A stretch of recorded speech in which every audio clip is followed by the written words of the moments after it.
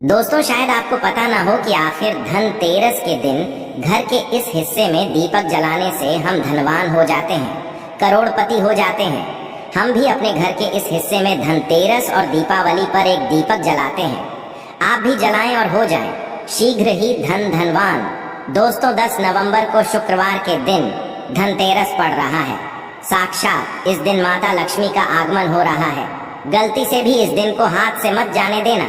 शुक्रवार की साक्षात माता लक्ष्मी को धरती लोक पर खींच लाती है और भक्तों की पीड़ा माता को शांत करनी ही पड़ती है। शुक्रवार की धनतेरस अत्यंत दुर्लभ और संजोग की वजह से आती है।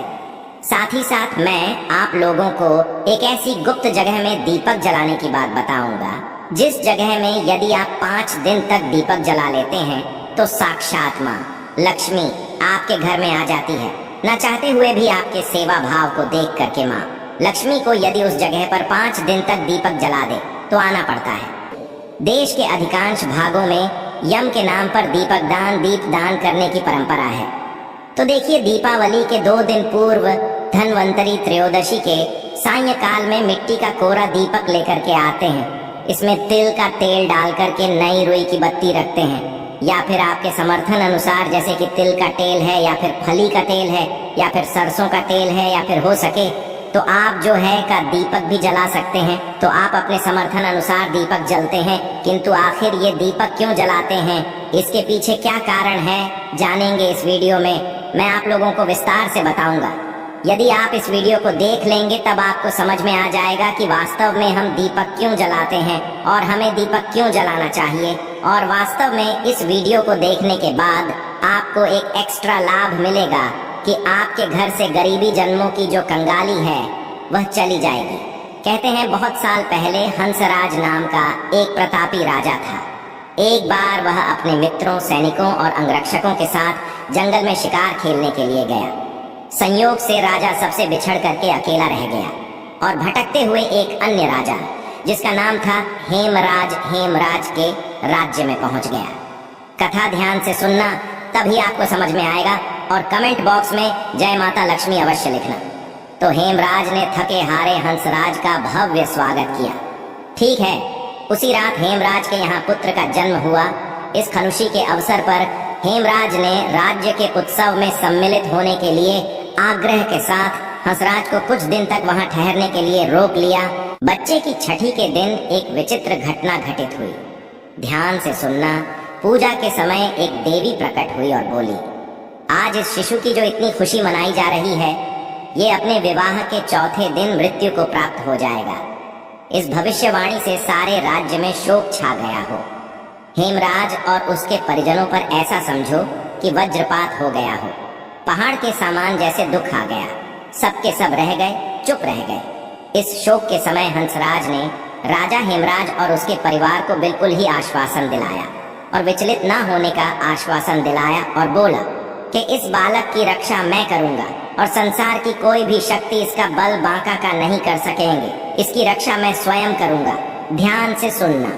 तो हंसराज ने यमुना के किनारे एक भूमिगत किला बनवाया और उसी के अंदर राजकुमार के पालन पोषण की व्यवस्था करवाई।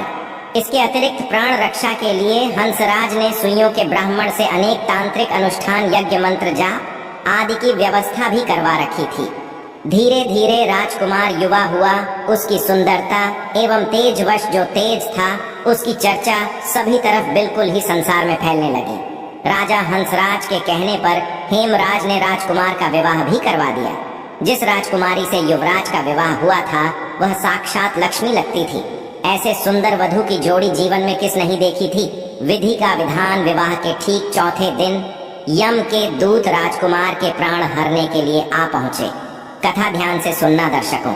अब अभी राज्य में मांगलिक समारोह ही चल रहा था कि राज परिवार और प्रजाजन खुशियां मनाने में मग्न थे कि राजकुमार और राजकुमारी की छवि देख कर के यमदूत भी वहां पर आए और विचलित हो उठे।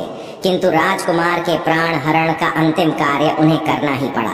यमदूत जिस समय राज के प्राण लेकर चले, उस समय ऐसा हालाहाल मच गया, हाहाकार मच गया होने लगा। ऐसा दृश्य वहां पर उत्पन्न हुआ जिससे द्रवित होकर के यमराज के जो दूत थे वह भी रोने लगे। इस घटना के कुछ समय पश्चात एक दिन यमराज ने प्रसन्न मुद्रा में अपने यमदूतों से पूछा, दूतों, तुम सब अनंत काल से पृथ्वी के जीवों का प्राण हरण करते आ रहे हो। क्या तुम्हें कभी किसी जीव पर दया आई है और मन में यह विचार उठा है कि इसे छोड़ देना चाहिए?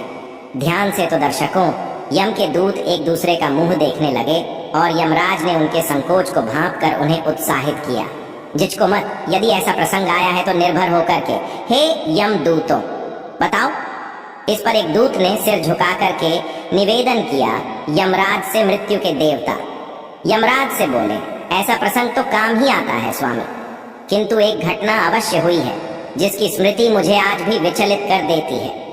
यह कहते हुए जो यम के दूत थे, उन्होंने हेमराज के पुत्र की प्राण हरण की संपूर्ण घटना यमराज को बताई। इस दुखद प्रसंग यमराज भी विचलित हो उठे और इसे लक्ष्य करके ध्यान से सुनना। इसका लक्ष्य करके दूत बोला कि नाथ, ध्यान से सुनना। क्या कोई ऐसा उपाय नहीं जिस उपाय से अकाल मृत्यु से प्राणियों को छुटकारा मिल जाए और मृत्यु के देवता यमराज जो प्राण हरते हैं इससे बच सके? तो इस पर यमराज ने कहा, जीवन और मृत्यु ये सृष्टि का अटल नियम है तथा इसे बदला नहीं जा सकता। किंतु यमराज ने कहा कि धनतेरस को पूरे दिन का व्रत और यमुना में धनवंतरी और यम का पूजन दर्शन काल मृत्यु से बचाव कर सकता है। किंतु यदि ये संभव ना हो तो फिर संध्या के समय घर के प्रवेश द्वार पर यम के नाम का एक दीपक, ध्यान से सुनना, यम के नाम का एक दीपक प्रज्वलित अवश्य करना चाहिए। इससे आकस्मिक मृत्यु और रोग से मुक्ति प्राप्त की जा सकती है। स्वयं यमराज ने बताया है कि यदि कोई भी व्यक्ति, ध्यान से सुनना, यदि कोई भी व्यक्ति यदि धनतेरस के दिन यम के नाम से दीप जलाए तो बिल्कुल ही कैसी भी आपके जीवन में अकाल मृत्यु आने वाली हो, बुरा समय आने वाला हो या फिर किसी के काल सर्प दोष जीवन में चल रहा है, वह दोष समाप्त हो जाता है। इसके पश्चात धनतेरस के दिन हो सके तो धनवंतरी जी के लिए प्रवेश द्वार पर यम के लिए और माता लक्ष्मी के स्वागत के लिए बिल्कुल ही दीपक जलाना चाहिए। ये भी कहा जाता है, शास्त्रों में लिखा है कि पितरों के नियमित हेतु यदि शमशान में इस दिन दीपदान किया जाए दक्षिण दिशा, यदि पितरों के नियमित हेतु इस दिन दीपदान किया जाए तो आपके पितृ यदि यमलोक में किसी कारणवश भटक रहे हैं, उनकी आत्मा ने यदि मोक्ष नहीं पाया है तो दीपदान करने से उनकी आत्मा को मोक्ष की प्राप्ति होती है, उन्हें प्रकाश की प्राप्ति होती है। और सभी पवित्र हिस्से में जैसे कि लक्ष्मी स्थान है, धन स्थान है, व्यापार स्थान है और वाहन स्थान कहा गया है। बहुत सारे हमारे घरों में स्थान होते हैं, तो सभी स्थान में इस दिन पवित्र दीपक अवश्य जलाना चाहिए।